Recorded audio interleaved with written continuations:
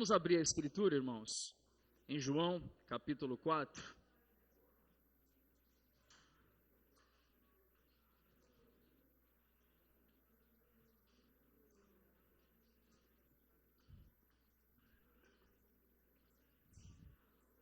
E o Mateus aí abriu, cadê o Carlos e a Carla? Estão lá dentro, né?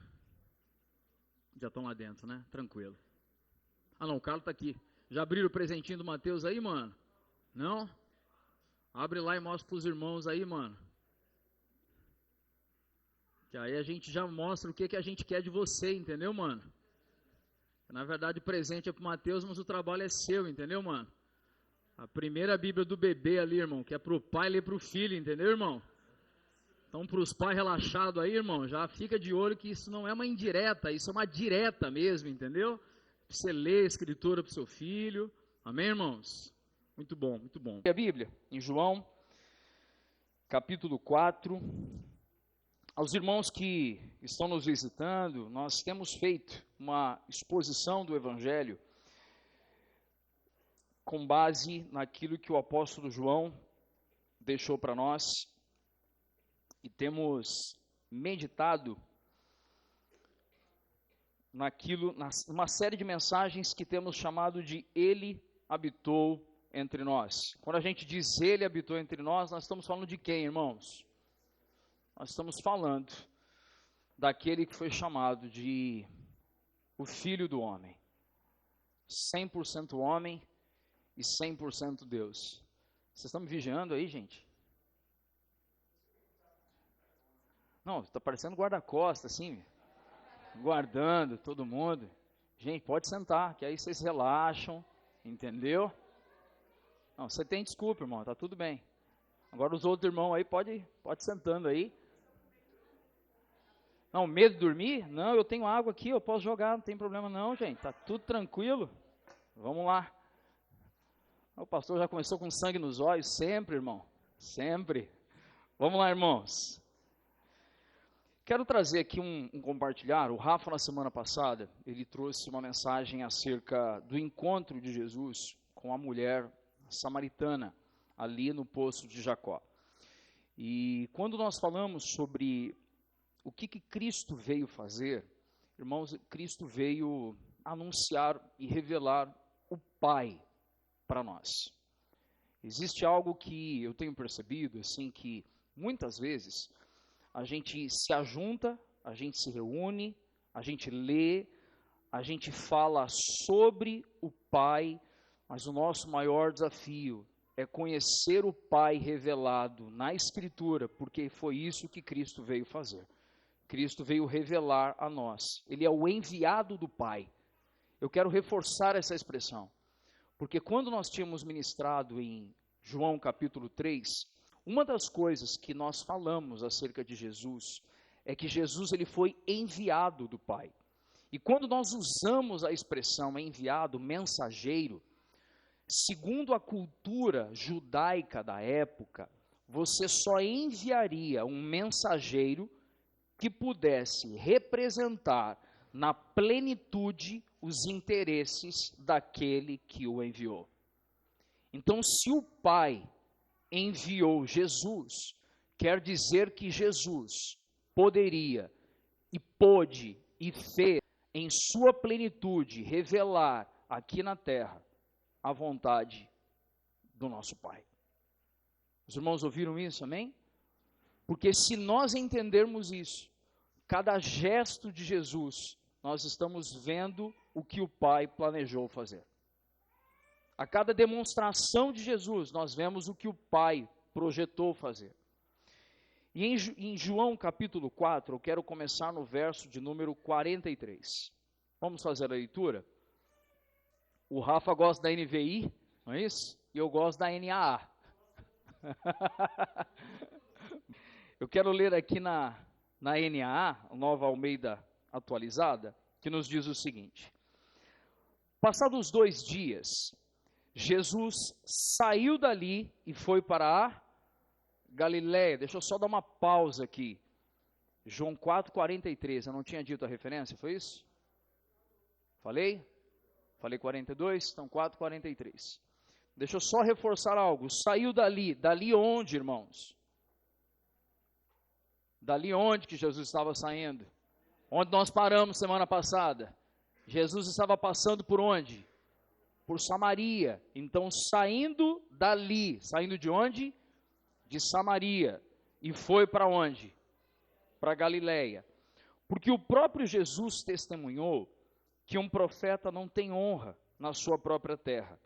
Assim, quando chegou a Galiléia, os galileus o receberam porque viram as coisas que Jesus tinha feito em Jerusalém por ocasião da festa, a qual também tinham comparecido. Jesus, outra vez, a Caná da Galiléia, onde tinha transformado a água em vinho. E ali havia um oficial do rei, cujo filho estava doente em Cafarnaum. Quando ouviu dizer que Jesus tinha vindo da Judéia para a Galiléia, foi até ele e pediu-lhe que fosse curar o seu filho que estava morrendo. Então Jesus lhe disse: se vocês não virem sinais e prodígios, de modo nenhum crerão. O oficial pediu mais uma vez: Senhor, venha antes que o meu filho morra. Jesus respondeu: vá, o seu filho vai viver. O homem creu na palavra de Jesus e partiu. Quando ele já estava a caminho, os seus servos vieram ao encontro dele, anunciando-lhe que o seu filho estava vivo. Então perguntou a que horas o menino, seu filho, havia se sentido melhor. Informaram: ontem, a 1h da tarde, a febre o deixou.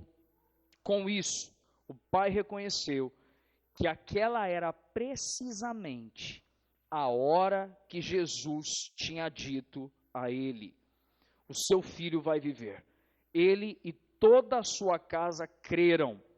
Esse foi o segundo sinal que Jesus fez depois de ir da Judéia para a Galiléia. Amém? Vamos fechar os olhos, vamos orar mais uma vez. Se você puder, num simples gesto, pôr a mão em seu coração, rendendo o coração à Escritura, rendendo o seu coração à palavra. Vamos mais uma vez falar com o Senhor.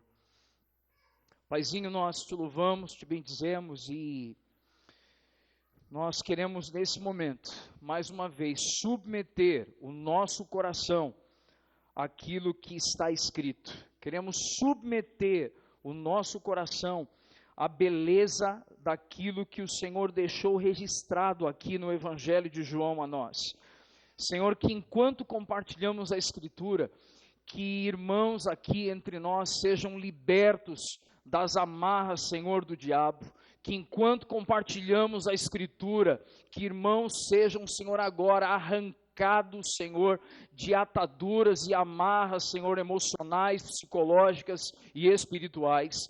Que enquanto compartilhamos a Escritura, Senhor, e assim como o Senhor mesmo disse, vós estáis limpos pela palavra que vos tenho ensinado, que enquanto a palavra está sendo pregada, Senhor, que seja produzido pureza, que seja produzido santidade, Senhor, no meio do teu povo, que aqueles irmãos, Senhor, que ainda lutam com áreas tão sensíveis em seu interior, sejam, Senhor, libertos de velhas práticas e sejam levados ao crescimento na obra de regeneração, Pai. E assim pedimos que a tua palavra venha, Senhor, como uma grande explosão em nosso interior, quebrando o nosso coração endurecido, o coração de pedra, e o Senhor nos dando um novo coração, a saber, um coração de carne e um coração regenerado, Senhor. Vem, Senhor, agora com tua graça, e que a nossa mente, Pai, esteja em todas as coisas, submissa e rendida àquilo que está escrito. Quanto a mim, Senhor, livra-me de falar de mim mesmo e do meu próprio coração aqui, Senhor. Admito ser alguém falho e que carece da tua graça, Senhor. Senhor, também produza, Senhor, em mim transformação em tudo quanto for ensinado, para que possamos, Senhor, coletivamente, como igreja, crescer na graça e no conhecimento do Senhor. Em nome de Jesus, Senhor. Amém, amém e amém. Amém, irmãos? Esse finalzinho do capítulo 4, ele trata para nós sobre a cura do filho de um oficial ali de Herodes. Em Samaria, é importante nós lembrarmos a mensagem que o Rafael Guzzo compartilhou na semana passada. Em Samaria, Jesus experimentou um primeiro momento de grande repercussão na sua jornada de proclamação. Se nós lembrarmos, quando Jesus esteve ali com a mulher samaritana, Jesus ele declarou abertamente para aquela mulher quem ele era. E Jesus declarou abertamente para ela uma frase. Jesus disse: eu sou o Messias. Os irmãos lembram dessa expressão usada por Jesus no encontro com a mulher samaritana? Quando Jesus toma essa atitude, ele é curioso porque ele encontra em Samaria a oportunidade de falar sobre quem ele era, e ele foi prontamente recebido, tanto que ele passou ali 2 dias em Samaria. Perceba que desse ambiente favorável de proclamação em Samaria, 2 dias depois, ele retorna para o seu povo, ele retorna para a Galileia. E quando Jesus ele retorna para a Galileia, é curioso porque João faz uma leve citação aqui no versículo de número 45, na verdade versículo de número 44, quando Jesus disse que Jesus próprio testemunhou que um profeta não tem o que, irmãos? Não tem honra em sua casa. Deixe-me trabalhar essa expressão com todo cuidado e todo zelo, porque é muito curioso que há pessoas que usam esse texto distorcendo o seu real significado a fim de garantir receber honra das pessoas. Mas quando Jesus disse aqui que um profeta não tem honra em sua casa, a verdadeira manifestação de honra é quando nós atribuímos a alguém o real status que aquela pessoa representa em Deus. Eu quero repetir isso. Quando nós mencionamos a expressão honra, é quando nós reconhecemos em alguém o seu real status aos olhos de Deus. Jesus, ele nasceu na região da Galileia. Então, Jesus era conhecido como filho de quem, irmãos? Jesus era conhecido como filho de José e Maria, como um menino dentre os meninos. Só que quando Jesus, ele se revela no casamento em Caná da Galileia, Jesus está se revelando ali como um rabino, como um mestre, e além disso, Jesus está se revelando como filho de Deus. E quando diz que um profeta não tem honra em sua casa, Jesus está dizendo: eu estou voltando para a Galileia, mas quando eles me olham e me veem, eles só veem o filho do carpinteiro. Eles não conseguem ainda enxergar em mim a figura que eu sou e quem eu sou, o que eu represento para eles. Era isso que Jesus estava dizendo. Isso daqui não é motivo para homem algum tomar para si o direito de falar isso sobre si. Mas nós estamos falando sobre que sobre que o próprio Jesus, o Cristo, estava falando sobre a preocupação dele. E note que há uma preocupação em amor, porque se os galileus não enxergassem que Jesus é o Cristo, o Filho do Deus vivo, não houvesse fé salvífica em seus corações, eles não poderiam ver o reino de Deus.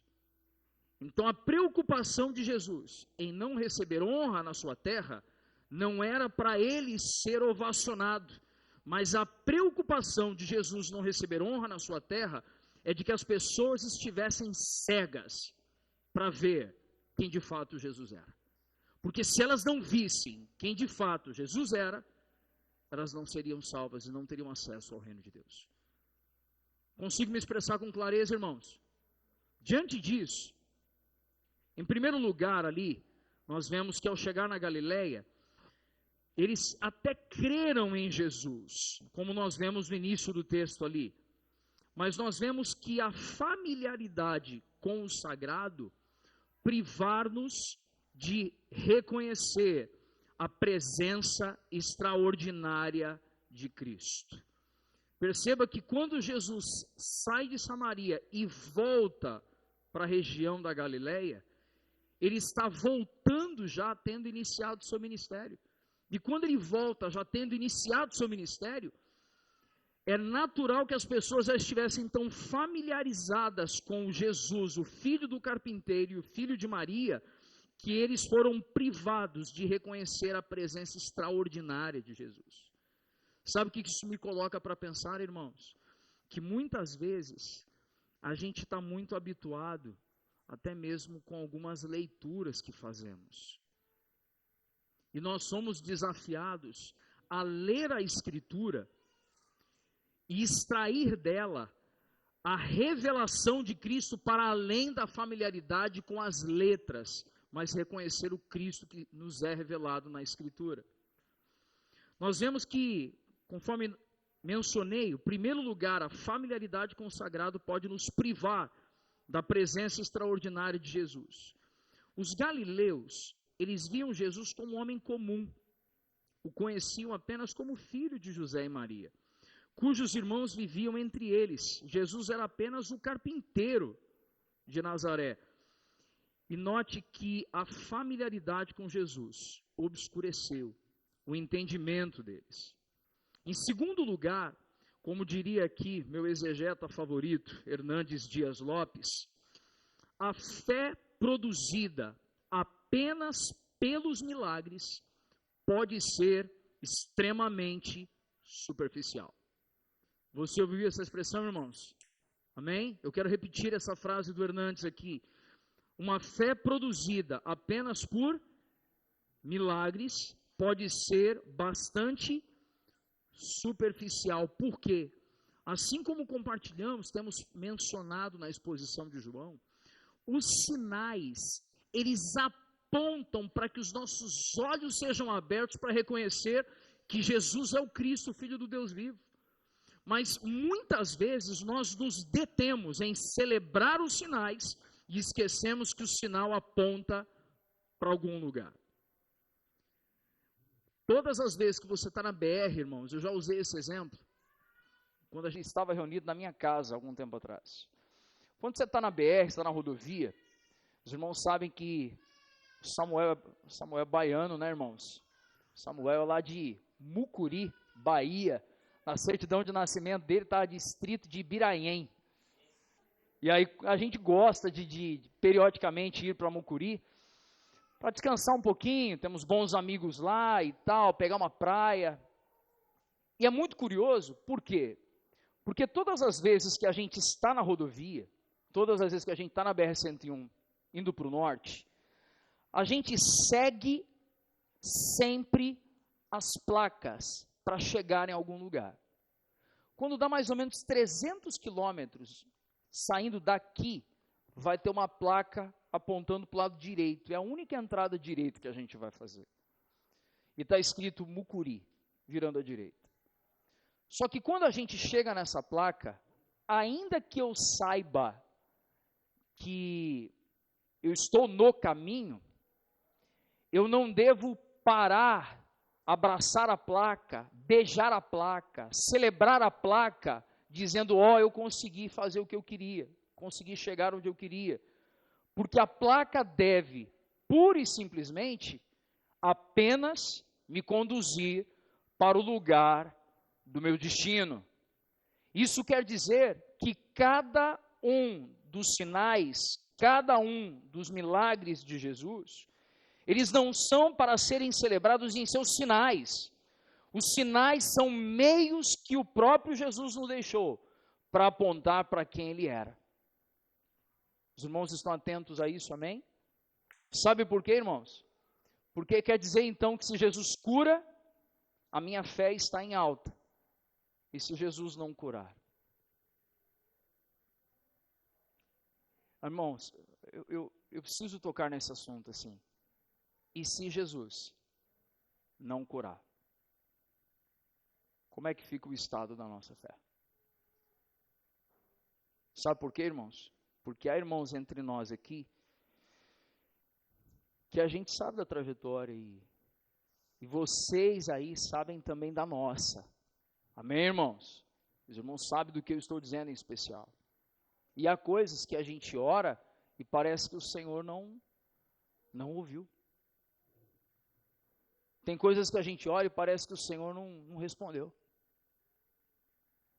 E a nossa fé, irmãos, não pode estar apoiada apenas em demonstrações de milagres, embora saibamos que os milagres apontam para Cristo. Os irmãos ouviram isso? Como não lembrar das palavras do profeta Abacuque, quando ele disse, e é curioso, né? Porque a gente fala o profeta Abacuque, parece que ele bradou dizendo assim, diz o Senhor. Não, irmãos.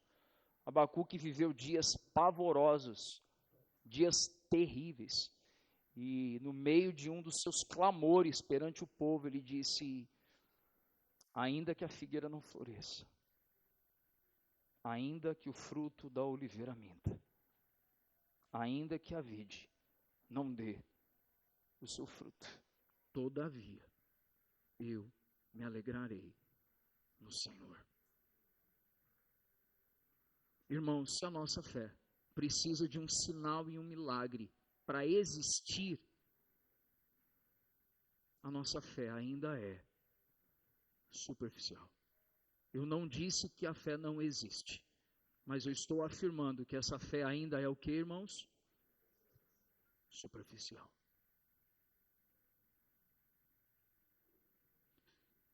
Uma fé produzida por milagres não é completa, irmãos. O milagre pode produzir impacto, mas não é fé verdadeira. Aqueles que são atraídos a Cristo apenas por causa dos milagres, possuem uma fé passageira, superficial e insuficiente. Aí, irmãos, isso vai fazer diferença na nossa eclesiologia. Sabe por que isso vai fazer diferença na nossa eclesiologia? Porque a gente não vai ter a noite do milagre. Sabe por quê, irmãos? Porque se o Senhor, em sua soberania, quiser curar, Ele vai curar. E nós oraremos por isso. Entretanto, se Ele não curar, irmãos, todavia, eu me alegrarei no Senhor. Nós precisamos ter uma fé embasada, de fato, na Escritura e em seu Filho.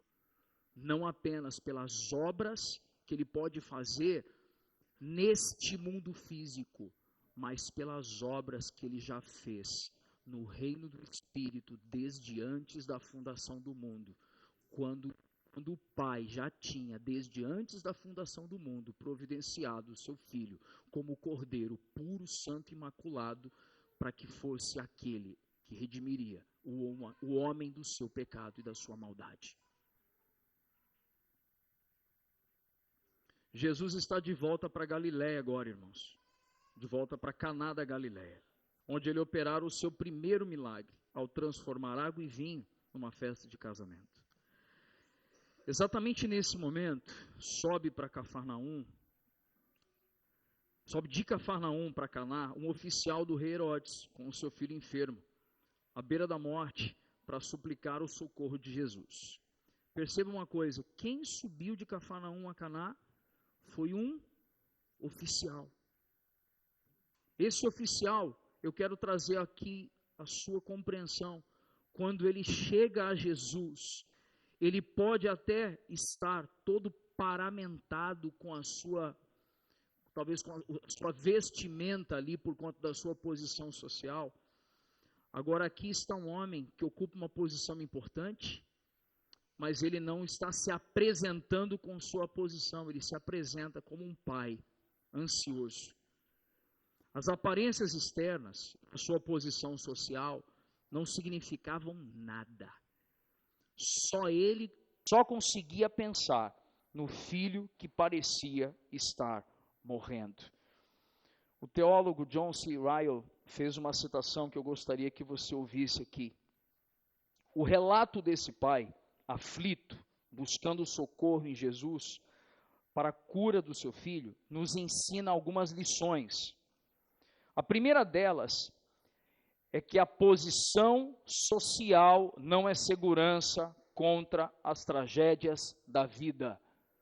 Você ouviu isso, meu irmão?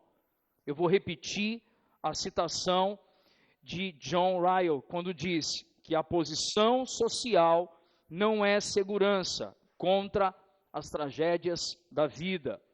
O rico tem as mesmas aflições que o pobre. O homem que era oficial do rei, vivia na corte, contudo, seu dinheiro, sua alta posição, seu prestígio, não afastaram a doença de sua casa, nem a aflição de seu coração. O dinheiro pode nos dar um bom plano de saúde, mas não pode comprar saúde. A segunda lição é que as aflições e a morte vêm para os jovens, assim como para os velhos. A morte estava espreitando um jovem. A ordem natural das coisas foi invertida aqui. O pai estava rogando a Jesus pelo filho à beira da morte. Os jovens também são vulneráveis. A força e o vigor da juventude não são garantias contra tempos turbulentos. Irmãos, que palavra desafiadora para o nosso coração aqui. Sabe por quê? Porque a mente da gente, nós precisamos trazer isso, irmãos. A sociedade, muitas vezes, ela vai nos questionar como pode um Deus de amor, como pode um Deus bondoso permitir algumas tragédias acometendo pessoas que amam o Senhor. Como podem algumas tragédias, alguns dissabores, baterem à porta de gente que é piedosa, de gente jovem. E esse texto está nos ensinando, e a reflexão de John C. Ryle colocando para nós, de que muitas vezes nós não compreendemos a mente do Senhor, mas em todas elas devemos nos submeter à sua boa, agradável e perfeita vontade, ainda que nos seja incompreensível. Os irmãos ouviram isso, irmãos? Uma das coisas que nós não estamos habituados, irmãos, é lidar com a mudança dos planos da gente em vida. E eu quero dizer para você, querido, que diante desse cenário, quando nós ouvimos uma palavra, um texto escrito como esse, uma reflexão de um pastor piedoso como esse, que escreveu isso para nós, nós percebemos claramente que, de fato, a mente do Senhor é muito mais elevada do que a nossa.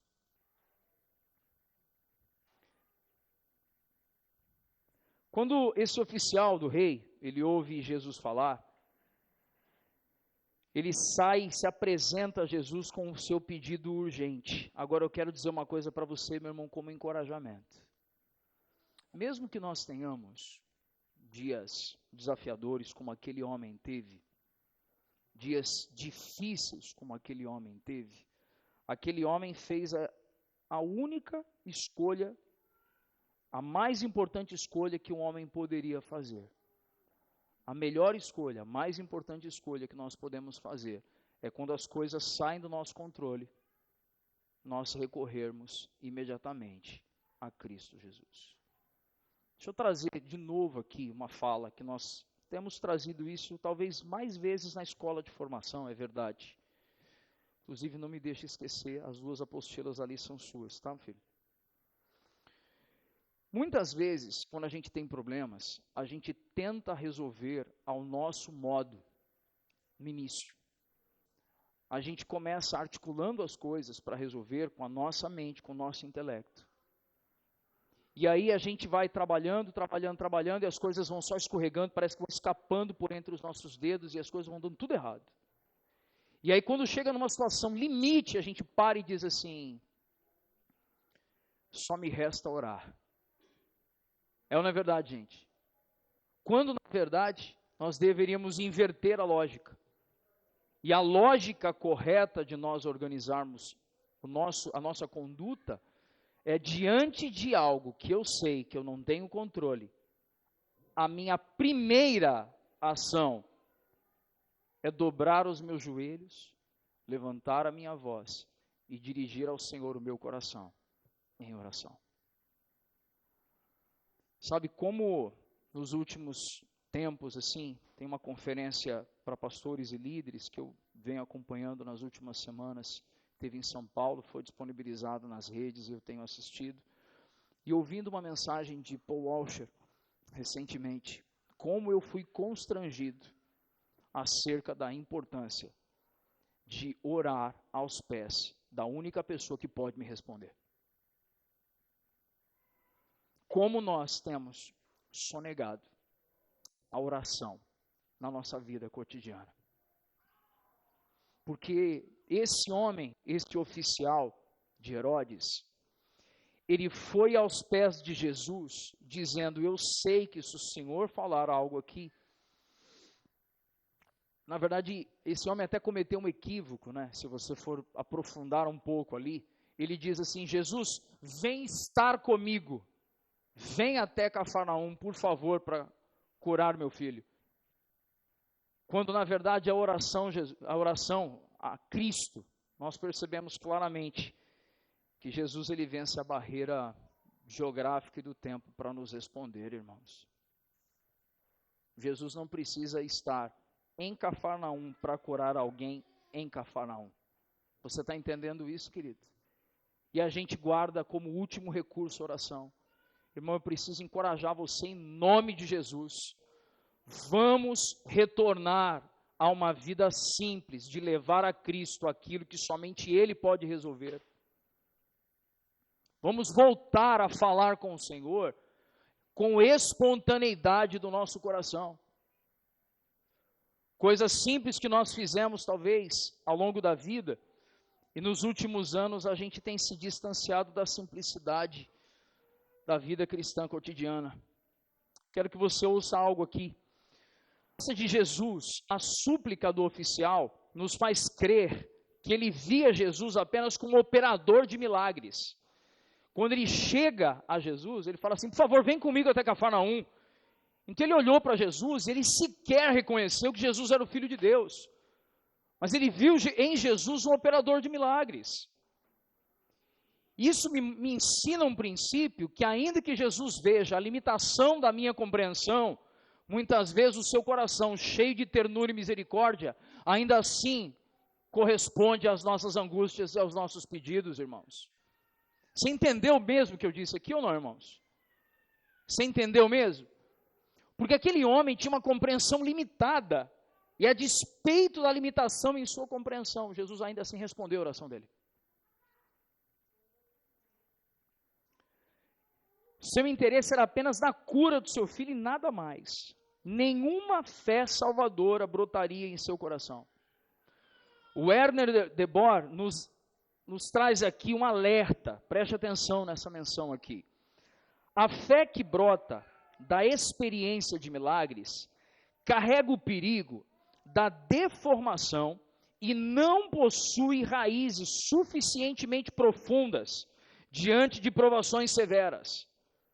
Eu quero parar aqui porque esse teólogo foi um dos grandes críticos que nós vimos ao longo dos últimos anos ao movimento de procura e busca de profetas e milagreiros. Porque por conta de gente que tem necessidade de viver de milagre em milagre, ao invés de viver de Bíblia em Bíblia, você está entendendo? Bíblia Almeida, Bíblia Genebra, Bíblia Plenitude, Bíblia da Reforma, entendeu? Vai lendo a Bíblia. Gente que precisa de uma manifestação de milagre, sabe o que está acontecendo? O dia que passa uma desordem na vida, a pessoa abandona a fé cristã, porque ela entende que Jesus era apenas o seu milagreiro favorito. Você está ouvindo isso, irmão? Jesus não é o seu milagreiro, ele é Cristo, o seu dono, e ele comprou você com o seu próprio sangue. Se ele é o seu dono, é a vontade dele que deve prevalecer, mesmo que isso produza em nós incompreensão. A palavra do Senhor nos diz, quem conheceu a mente do Senhor? Quem foi o seu conselheiro? Os seus pensamentos são mais altos do que os nossos, inescrutáveis são os seus caminhos, e nós queremos Jesus como o nosso milagreiro favorito.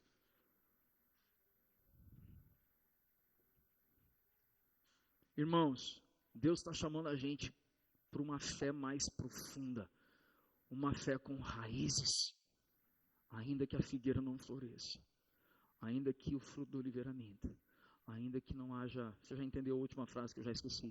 Tá tudo bem. Todavia eu me alegrarei no Senhor. Fala, Gabriel.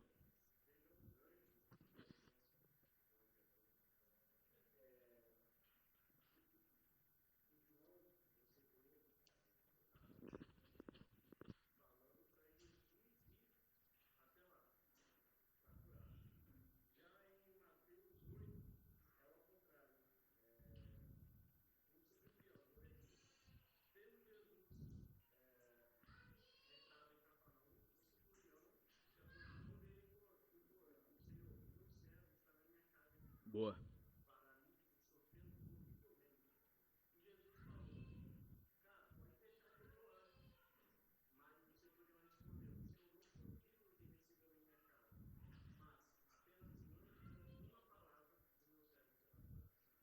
E aí Jesus diz que em todo Israel ele não viu fé maior do que essa.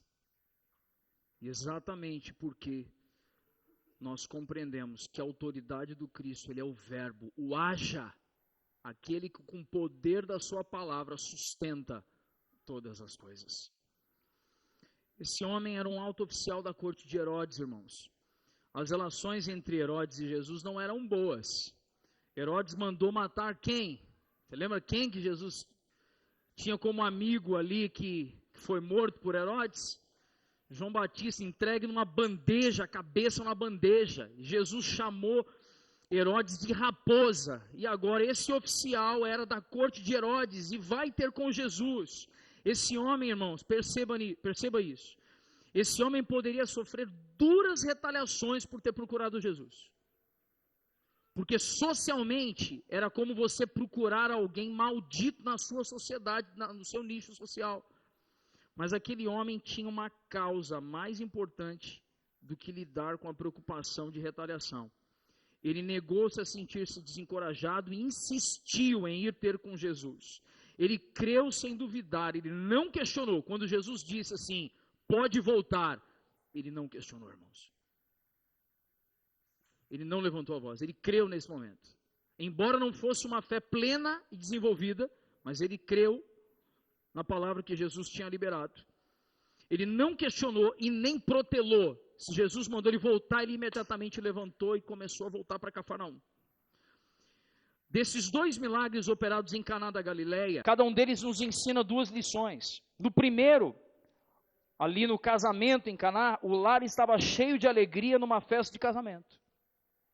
No segundo, havia um lar entristecido pela enfermidade e medo de morte. Olha a diferença, irmãos. O primeiro milagre, num casamento em Caná. O segundo milagre, ainda em Caná, Jesus libera uma palavra sobre uma família em Cafarnaum, mas eles estavam vivendo debaixo de um cenário de morte. O Wiersbe mencionou algo importante para nós aqui. No segundo milagre relatado, Jesus demonstrou o seu poder sobre o espaço. Preste atenção. Assim como o Rafa trouxe de forma graciosa na semana passada, no milagre, na verdade da retrasada, no milagre da transformação da água em vinho, Jesus mostra o seu domínio sobre a matéria, onde ele transforma ali a água em uma outra substância ali, na verdade em uma outra... Não vou nem entrar no mérito, que é um tanto de outras coisas mais, senão o químico que vive em mim vai começar a querer falar aqui. Deixa a Bíblia só. Jesus mostrou ali na transformação da água em vinho, o seu poder sobre a matéria. Nesse segundo milagre, ainda em Caná, no segundo milagre relatado, Jesus demonstrou o seu poder sobre o espaço. Jesus estava em Caná, e o menino enfermo em Cafarnaum, mas isso não foi empecilho para que a cura fosse realizada. O fato de o pai crer na palavra e de só ficar sabendo do resultado no dia seguinte, mostra a sua fé confiante. Ele creu na palavra de Jesus e nós devemos fazer o mesmo. Sabe, irmãos, Isso daqui vai afetar uma coisa entre nós que eu quero trazer para a sua compreensão. Isso vai afetar entre nós, na nossa eclesiologia, nas nossas práticas, nos nossos cultos litúrgicos. E, inclusive, eu preciso aproveitar para dar uma palavra bem pastoral mesmo nesses momentos. Os irmãos sabem que quando eu uso esse termo, os irmãos sabem o que eu estou fazendo aqui. Tudo bem? Dá para você entender, quando eu leio um texto como esse, por que não haverá na família Betânia uma caixinha para você colocar uma foto de alguém e a gente orar depois?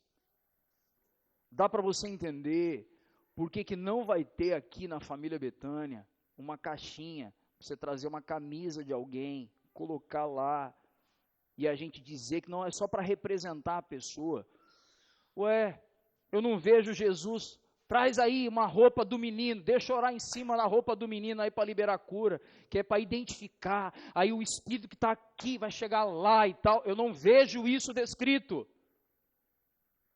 Simplesmente Jesus, sabendo quem era que estava enfermo, o Deus, o Verbo encarnado, ele simplesmente se posiciona em dizer assim, por causa da fé desse pai, eu vou curar o filho onde ele estiver. E por essa razão, irmãos, quando nós pensamos nos nossos cultos litúrgicos, não haverá espaço para sincretismo religioso, porque isso é fazer mandinga, irmão. Isso é fazer mandinga. E pior, ainda pega a caixinha, bota óleo ungido e vai queimar no monte. Ah, para, irmão, que está chato. Pronto, falei. Irmãos, nós precisamos retomar a simplicidade do agir de Jesus aqui. Jesus recebe um pai aflito. A fé desse pai não era uma fé profunda. Nós sabemos disso. Mas o pai estava recorrendo a Jesus. Jesus, cheio de terna misericórdia, se compadeceu daquele pai. Simplesmente disse, vai, e o teu filho está curado. Jesus vencendo a barreira do tempo e da distância. Sabe o que isso ensina para nós, irmãos? Jesus, mais um sinal aqui, o sacrifício que Jesus fez há 2000 anos atrás, em um lugar geográfico, ele alcança toda a terra. Você entende isso, irmãos? Assim como o milagre da transformação da água em vinho, Jesus tem poder sobre a matéria. Por isso que nós poderemos ter um corpo glorificado, porque a matéria será redimida. Olha que especial isso, irmãos. Da mesma forma, a gente aqui no Brasil sabe que o mesmo Cristo que morreu por nós lá no Oriente, redimiu também aquele irmão perseguido na Coreia do Norte. Você está entendendo ou não? Jesus extrapolando as fronteiras do espaço para alcançar todos quanto devem ser alcançados. E isso traz para nós, irmãos, uma compreensão de que, de fato, a nossa fé deve ser dirigida sempre a Cristo Jesus e quem Ele é. E os sinais são meios que Ele mesmo deixou a fim de revelar o Pai por meio da sua própria vida. Amém, meus irmãos? Nós vamos cear juntos ainda. E eu hoje propus uma mensagem um pouco mais curta, para que pudéssemos compartilhar um pouco sobre a ceia. Geralmente eu estendo a mensagem e faço a ceia de forma mais rápida, mas hoje eu quero compartilhar algo sobre a ceia do Senhor. Os irmãos estão em paz aí, amém? Sobre a ceia, o Senhor tem trazido ao meu coração. Quero que você abra lá em 1 Coríntios 11, 23.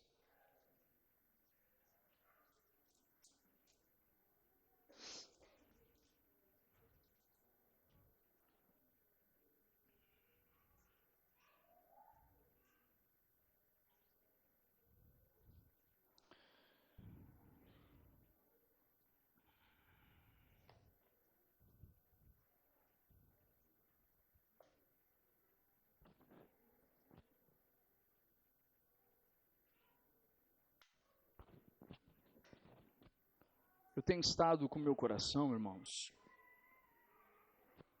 bem aquecido sobre o anseio de ser igreja, assim, sabe, irmãos? De viver a simplicidade do Evangelho, de viver a palavra de Cristo, de poder conhecer a Cristo.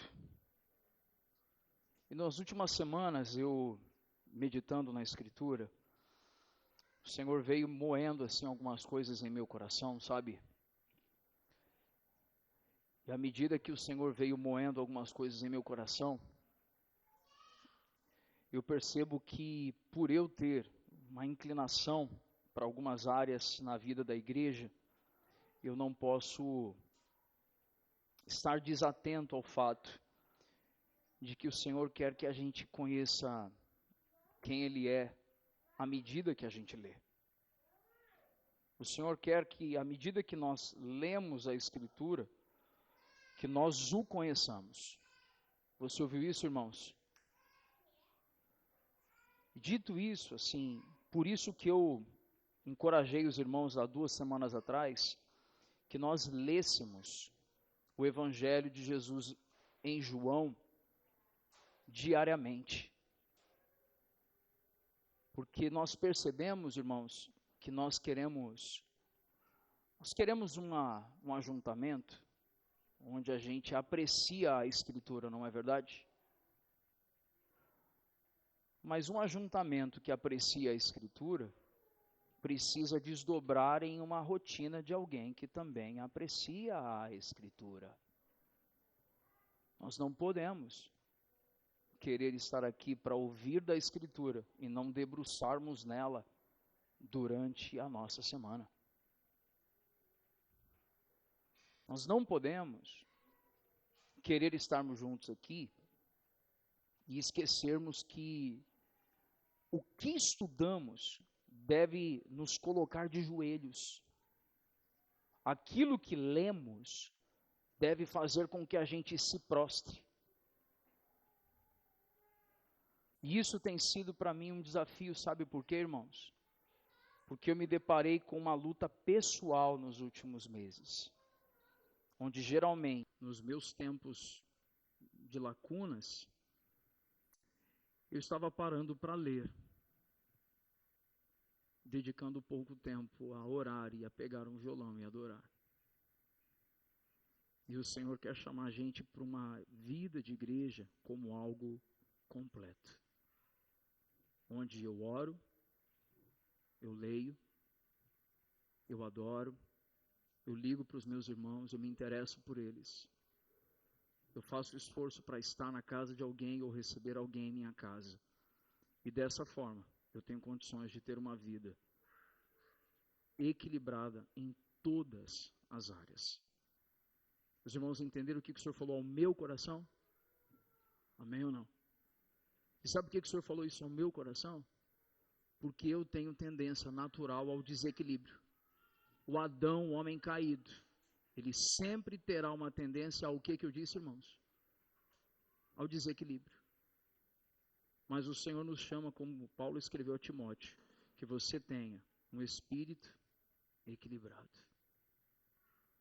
Precisamos ter um espírito equilibrado. Então, antes da gente começar o período aqui que eu quero ler e quero falar um pouquinho, eu quero puxar uma canção com os irmãos aqui. Amém?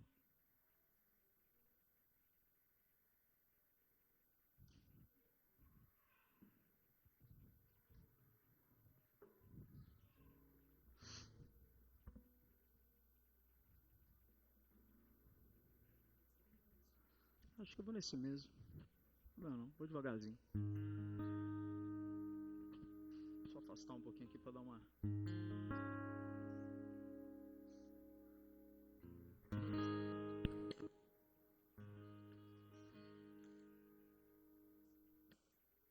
Tá saindo? Mexi.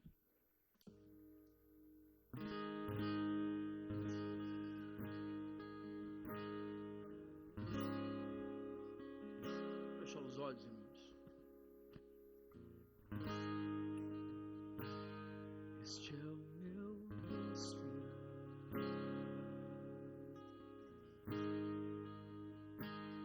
Este é o meu respirar. Teu Santo Espírito vendo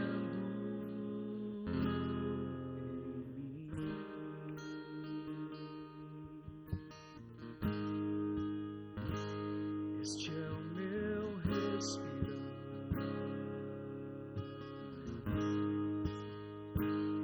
Este é o meu respirar. Teu Santo Espírito vivendo em mim. E este é o meu pão. Este é o meu pão,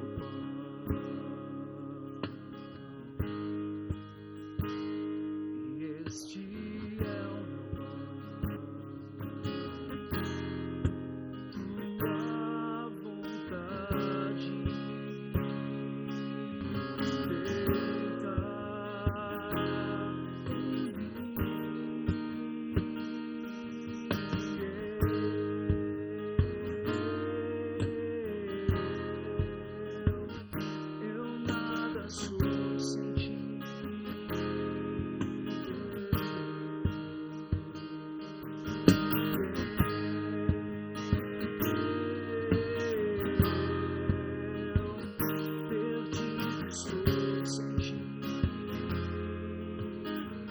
tua vontade feita este é o meu pão,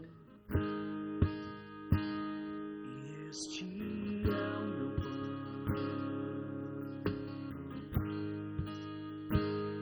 e este é o meu pão, tua vontade. Vamos estar em pé.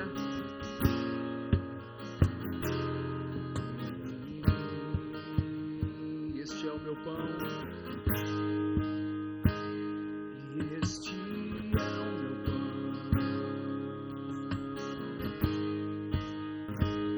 e este é o meu pão, tua vontade feita. Vamos levantar a voz e dizer: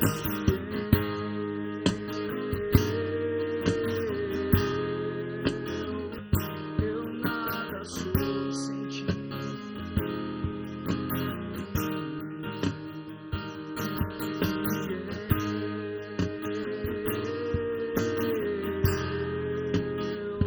Perdido estou sem ti. Mais uma vez, eu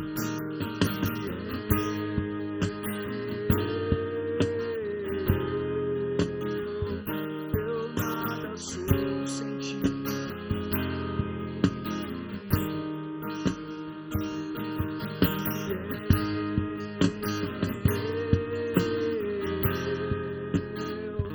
Perdido estou sem ti.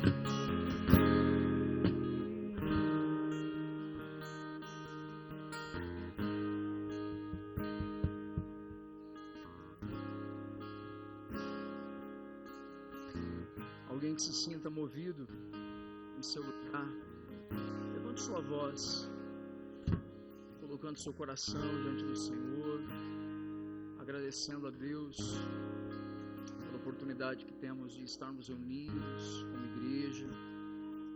Levante sua voz em oração, faça isso nesse momento.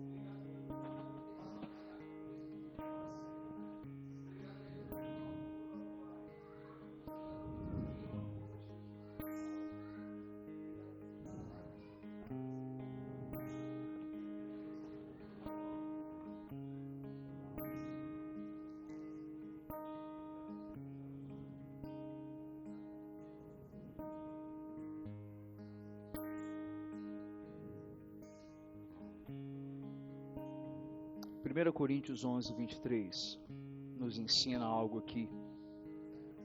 Porque recebi do Senhor o que também lhes entreguei, que o Senhor Jesus, na noite em que foi traído, ele pegou um pão, e tendo dado graças, o partiu e disse: esse é o meu corpo que é dado por vocês. Façam isso em memória de mim. Do mesmo modo, depois da ceia, pegou também o cálice, dizendo: esse cálice é a nova aliança no meu sangue. Façam isso todas as vezes que beberem em memória de mim, porque todas as vezes que comerem este pão e beberem o cálice, vocês anunciam amor até que ele venha. Por isso, aquele que comer o pão ou beber o cálice do Senhor indignamente, será réu do corpo e do sangue do Senhor. Que cada um examine a si mesmo, e assim coma do pão e beba do cálice. Pois quem come e bebe sem discernimento do corpo, mas eu quero enfatizar isso aqui, pois quem come e bebe sem discernimento do corpo, come e bebe juízo para si. É por isso que há entre vocês muitos fracos e doentes, e não poucos os que dormem. Sabe o que quer dizer isso? Fracos, doentes e que dormem. Fala sobre uma condição de não conseguir avançar, porque é fraco. Doente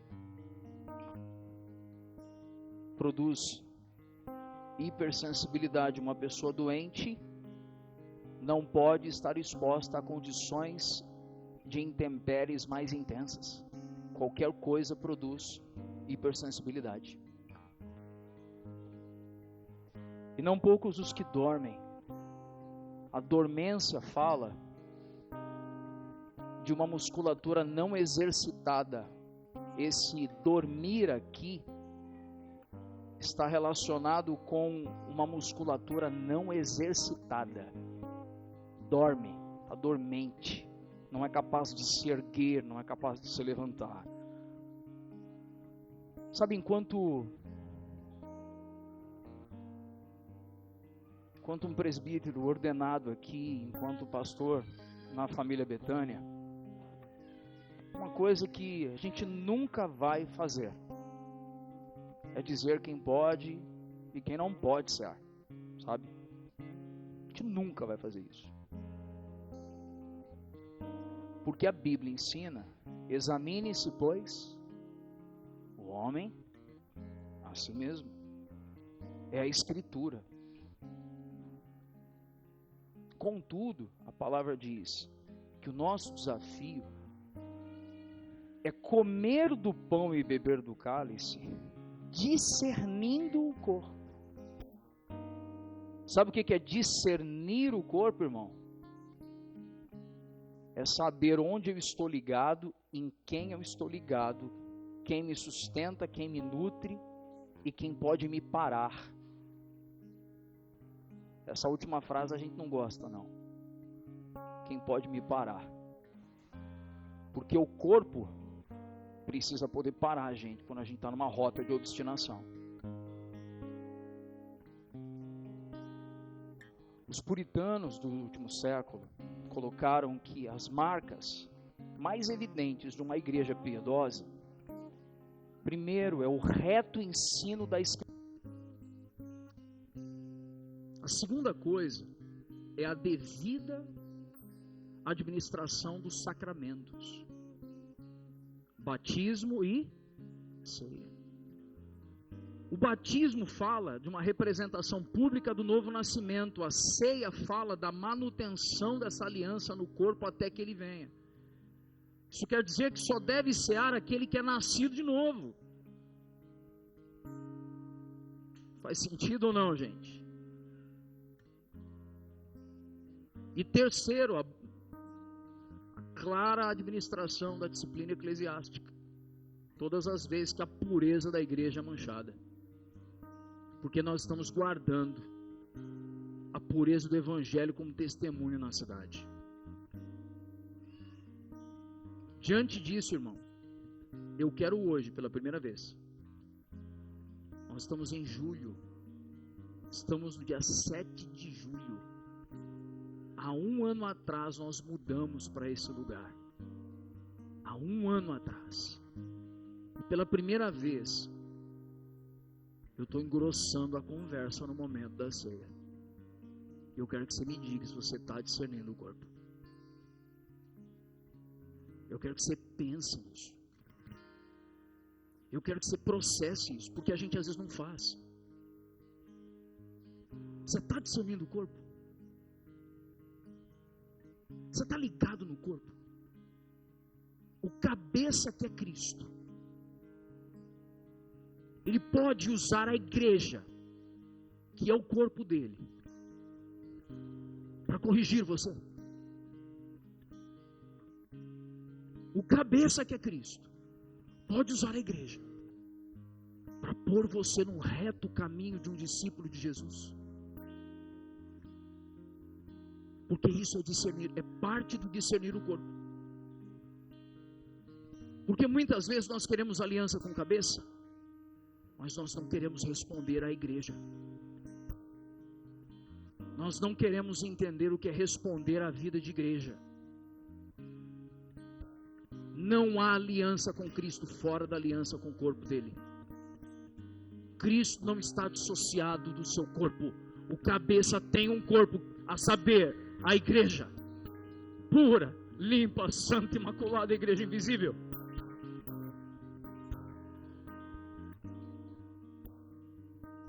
Por isso, nesses 2 anos que caminhamos juntos, alguns de vocês sempre me ouviram refutar ensinos enganosos, mas sem expor a nudez da noiva. Eu sempre vou repreender práticas incompatíveis com o evangelho, com a simplicidade do Cristo, mas vocês nunca me verão expor a nudez da igreja. E em nome de tantos estão fazendo por aí, nós estamos confusos e a gente não está parando para discernir o corpo. E eu quero chamar você para essa responsabilidade agora, de discernir o corpo. Senhor, eu estou discernindo o corpo. Me leva essa revelação, Senhor. Me leva essa revelação.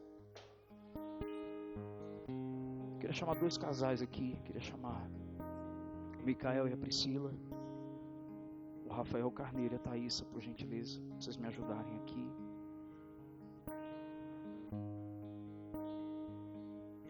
Eu gostaria que a gente pudesse agora, irmãos, orar assim, sabe? A gente precisa orar para que o Senhor abra os olhos do nosso entendimento.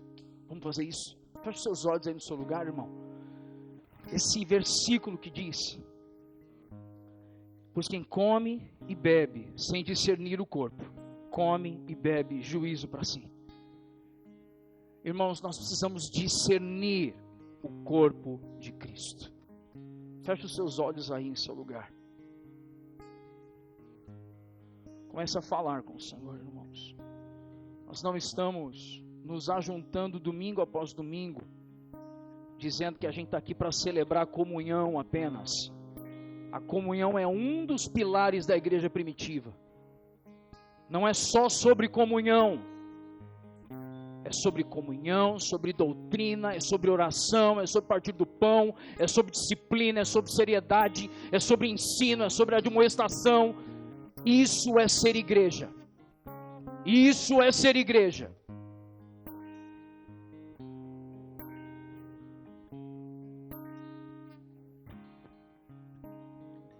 O Senhor nos está claramente chamando para um nível mais alto de responsabilidade.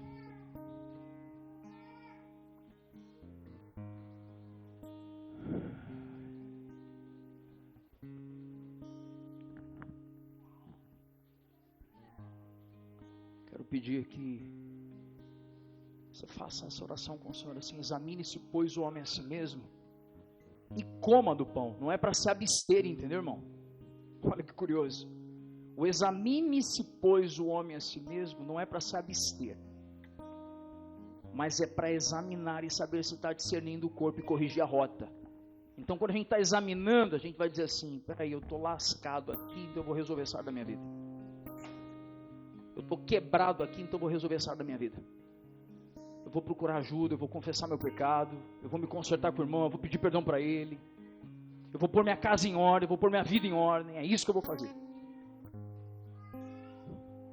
Como diria Steve Lawson, pastor norte-americano, nós precisamos de uma Bíblia completa para formar um homem completo. E nós não queremos aqui meninos que são agitados de um lado para o outro por todo e qualquer vento de doutrina, mas nós queremos formar homens e mulheres completos, porque recebem todo o conselho do Senhor. Eles não abraçam parte do conselho, mas eles abraçam todo o conselho do Senhor, toda a instrução do Senhor. Quero cear, irmãos, hoje, dando um passo de seriedade. Estamos aqui há 1 ano. É um passo de seriedade que estamos dando na nossa aliança com Cristo e uns para com os outros.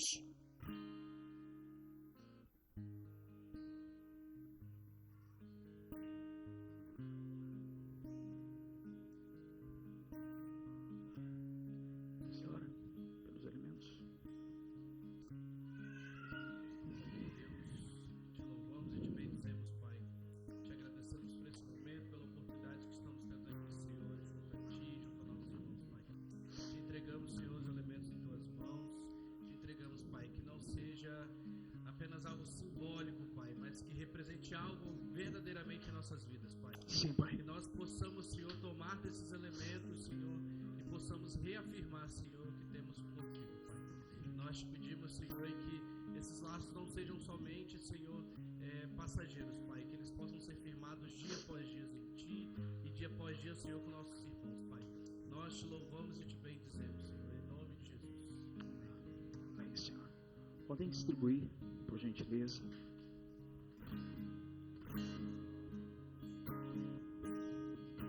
Neles e Tu em mim, eu neles e Tu em mim, para que todos sejam um, para que todos sejam um. Eu neles e Tu em mim, eu neles e Tu em mim, para que todos sejam um, para que todos sejam um. Filhos para o Pai, uma noiva para o Filho e uma casa para o Espírito. Levante sua voz, irmão. Filhos para o Pai, Cantar essa uma canção. noiva para o Filho e uma casa para o Espírito.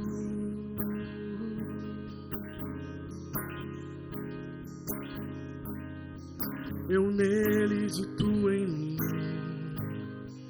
eu neles e Tu em mim, para que todos sejam um, para que todos sejam um. Eu neles e Tu em mim, eu neles e Tu em mim, para que todos sejam um, para que todos sejam um. Filhos para o Pai, uma noiva para o Filho, uma casa para o Espírito.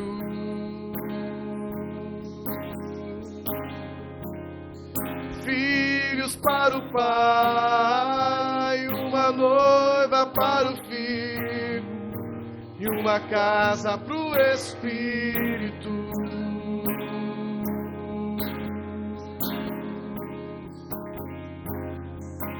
Senhor de um só povo, Senhor de um só povo, o Senhor é bom, o Senhor é bom. Senhor de um só povo, Senhor de um só povo. O Senhor é bom, o Senhor é bom. Vamos lá! Senhor de um só povo, Senhor de um só povo. O Senhor é bom, o Senhor é bom. Senhor de um só povo, Senhor de um só povo. O Senhor é bom, o Senhor. Vamos declarar isso, Senhor. Senhor de um só povo, Senhor de um só povo. O Senhor é bom, o Senhor é bom. Senhor de um só povo, Senhor de um só povo. O Senhor é bom, o Senhor é bom. Todos receberam, irmãos, os elementos da ceia? Alguém está faltando alguma coisa aí? Pão, suco de uva.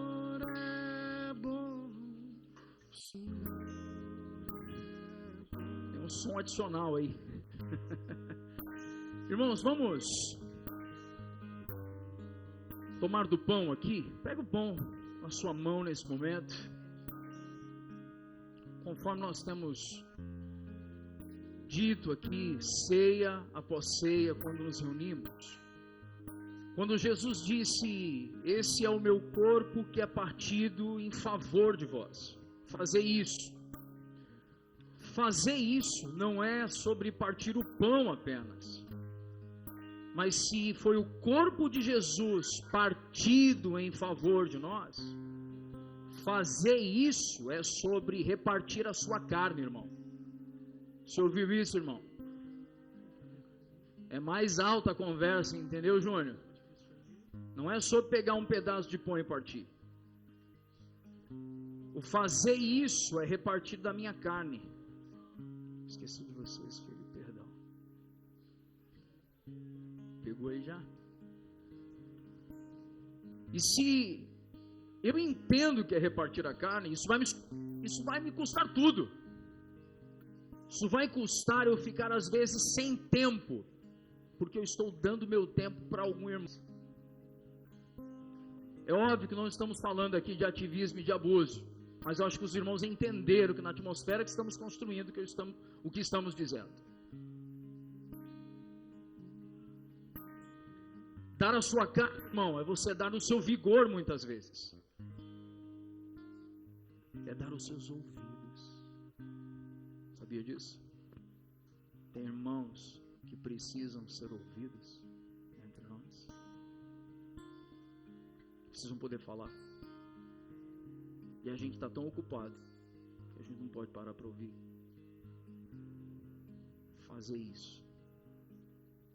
O mesmo Jesus que deu o tempo dele a Nicodemos, deu o tempo dele à mulher samaritana.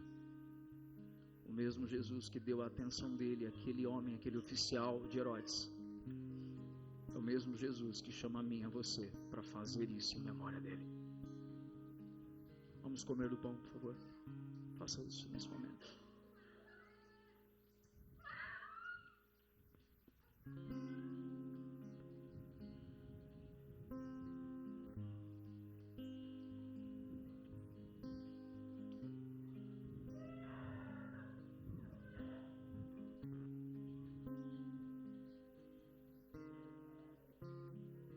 Semelhantemente, Jesus ele toma o suco, o vinho.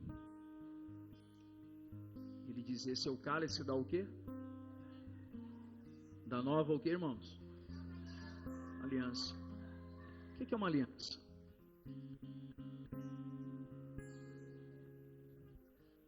O que é uma aliança, irmão?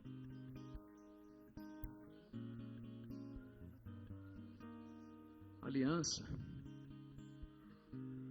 fala de você fazer tudo o que for possível para que o elo seja mantido em pureza e amor. Quando há 24 anos atrás, eu olhei para a Elinete e disse: eu tenho uma aliança com você. No nível conjugal, essa aliança, ela traz implicações.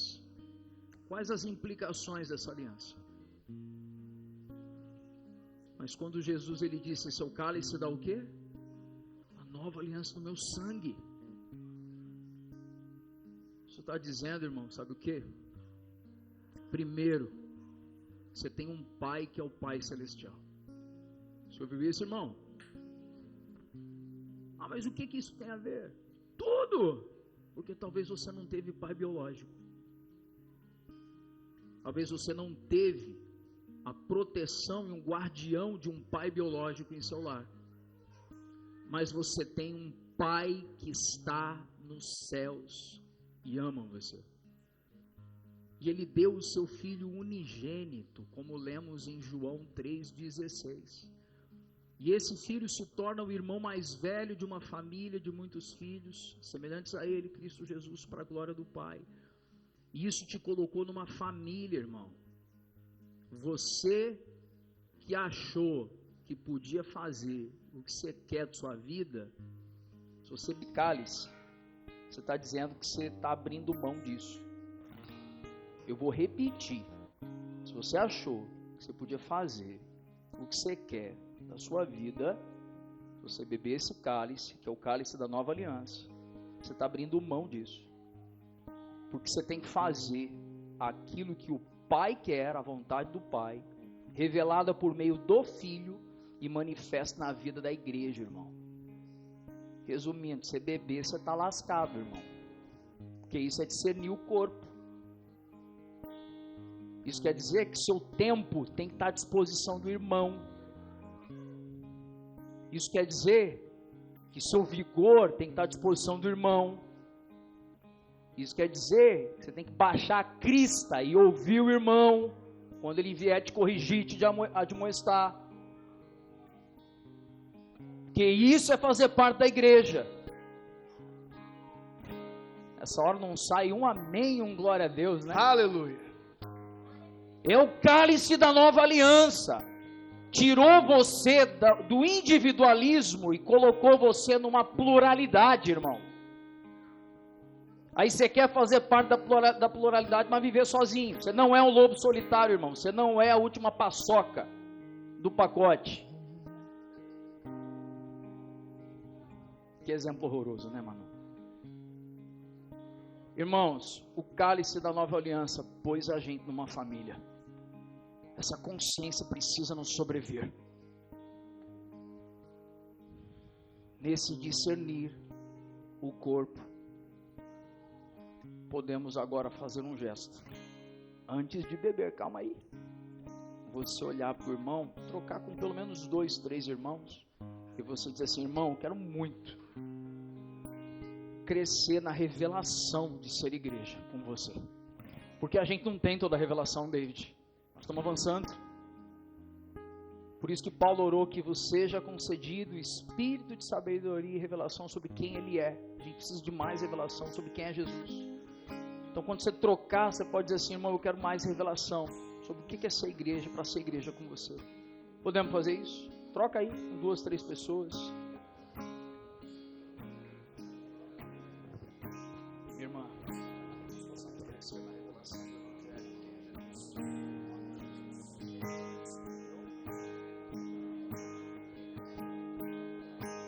No nome forte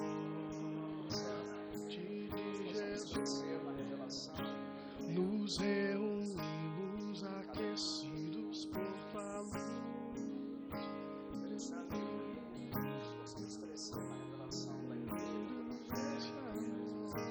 Com vinho e pão celebramos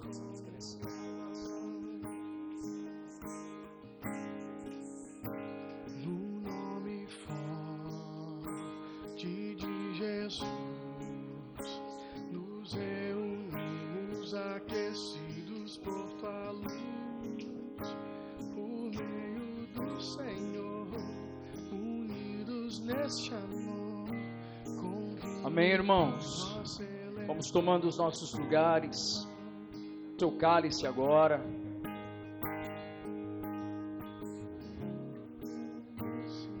Que estranho aqui.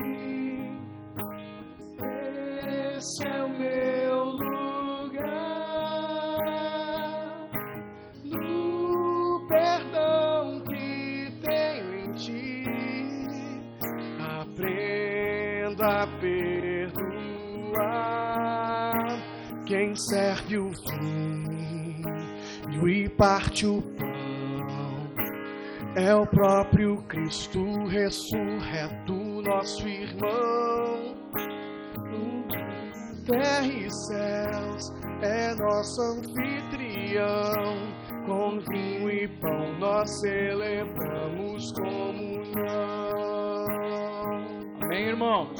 Com vinho e pão celebramos o que, irmãos? Não me Comunhão. sinto estranho aqui. Esse é o meu lugar, no perdão que tenho em ti. Aprenda a perdoar e logo vamos nos reunir no grande encontro preparado que há de vir, na glória do Senhor, com todo o esplendor. Com vinho e pão celebraremos comunhão. Com vinho e pão celebraremos comunhão. Com vinho e pão celebraremos comunhão. Amém, irmãos? Com vinho e pão celebraremos comunhão. Todos, pois, bebamos do cálice.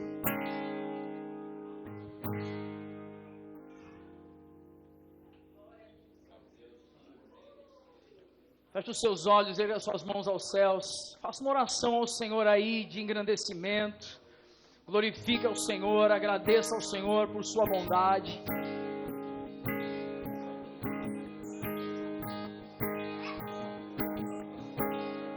Senhor, nós queremos te louvar, te bendizer, te engrandecer por quem o Senhor é, te agradecer tudo quanto o Senhor tem feito em nós, por meio de nós, sobre nós, Pai. Obrigado, Senhor, por estarmos reunidos há um ano aqui nesse lugar, Pai. Obrigado por estarmos há um ano, Pai, buscando viver mais da revelação de quem o Senhor é, mais da revelação da Tua Escritura, mais da revelação, Pai, do que é sermos família da fé. Que sejamos, Senhor, de fato uma expressão saudável, bíblica, Senhor, do que é a Igreja de Cristo. Quero abençoar, Senhor, irmãos aqui, essa manhã, que a Tua Palavra habite ricamente no coração de cada um dos irmãos. Que, além de apreciarmos o estudar as Escrituras, que sejamos aqueles que têm fome das Escrituras. Que sejamos aqueles, Senhor, que buscam uma alimentação cotidiana na Sagrada Escritura, Pai. E assim abençoamos esse povo, Pai. Leva cada um em paz, em segurança. Que cada um seja abençoado ricamente em seus corações. Que as famílias, Senhor, sejam afetadas pelo poder do Evangelho de Cristo Jesus. E que o amor de Deus, o nosso Pai, a graça do nosso Senhor Jesus Cristo, as doces e eternas consolações e a comunhão do Espírito Santo de Deus seja com todo esse povo, o povo, a saber, o povo de Cristo, desde agora e para todos sempre. Amém, amém e amém. Você pode dar um abraço apertado aí, irmão, quem está perto de você. Lembre que você pode fazer a sua contribuição, o seu dízimo e sua oferta ali nos totens. Que a boa mão do Senhor esteja sobre sua vida.